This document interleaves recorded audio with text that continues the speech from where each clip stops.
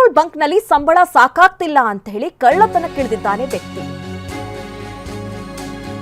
Petrol ಬಂಕ್ನಲ್ಲಿ ಕೆಲಸ ಮಾಡ್ತಾ ಇದ್ದ, ಆದ್ರೆ ಬರೋ ಹಣ ಸಾಕಾಗ್ತಾ ಇಲ್ಲ. 20 ಲಕ್ಷ ಮೌಲ್ಯದ 42 ಬೈಕ್ಗಳನ್ನ ಕದ್ದಿದ್ದ ಈ ಐನಾತಿ ವಿಜಯಪುರ ಮೂಲದ ಕಳ್ಳ ಖಲೀಲ್ ಅಹಮದ್ ಸದ್ಯ ಬಂಧನವಾಗಿದೆ. ಸ್ಪ್ಲೆಂಡರ್ ಬೈಕ್ ಟಾರ್ಗೆಟ್ ಮಾಡಿ ಕದೀತಾ ಇದ್ದ ಈತ 1.5 ವರ್ಷದಿಂದ ಈ ರೀತಿ ಕಳ್ಳತನಕ್ಕಿಳಿದು ಚಳ್ಳೆ ಹಣ್ಣು ತಿನ್ನಿಸ್ತಾ ಇದ್ದ.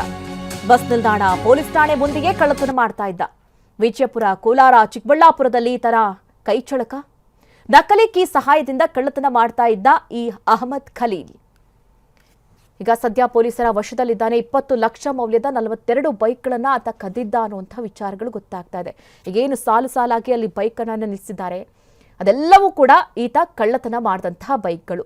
ನಕಲಿ ಕೀಗಳನ್ನು ಬಳಸ್ಕೊಂಡು ಈತ ಈ ರೀತಿ ಬೈಕ್ಗಳನ್ನು ಕಳ್ಳತನ ಮಾಡ್ತಾ ಇದ್ದ. ಈ ಸ್ಪ್ಲೆಂಡರ್ ಬೈಕ್ಗಳು ಬರುತ್ತಲ್ಲ, ಅದನ್ನೇ ಟಾರ್ಗೆಟ್ ಮಾಡ್ತಾ ಇದ್ದ ಅನ್ನುವಂಥ ವಿಚಾರಗಳು ಕೂಡ ಗೊತ್ತಾಗ್ತಾ ಇದೆ. ಈತ ಹೇಳಿ ಕೇಳಿ ಪೆಟ್ರೋಲ್ ಬಂಕ್ನಲ್ಲಿ ಕೆಲಸ ಮಾಡ್ತಾ ಇದ್ದ, ಆದರೆ ಬರೋ ಸಂಬಳ ಸಾಕಾಗ್ತಾ ಇಲ್ಲ ಅನ್ನುವಂಥ ಕಾರಣಕ್ಕಾಗಿ ಈತ ಬೈಕ್ ಕಳ್ಳತನ ಕೇಳ್ತಿದ್ದ. ಸುಮಾರು ಕಡೆ ವಿಜಯಪುರ, ಕೋಲಾರ, ಚಿಕ್ಕಬಳ್ಳಾಪುರ ಹಲವು ಕಡೆಗಳಲ್ಲಿ ಈ ರೀತಿ ಈತ ಕಳ್ಳತನ ಮಾಡ್ತಾ ಇದ್ದ.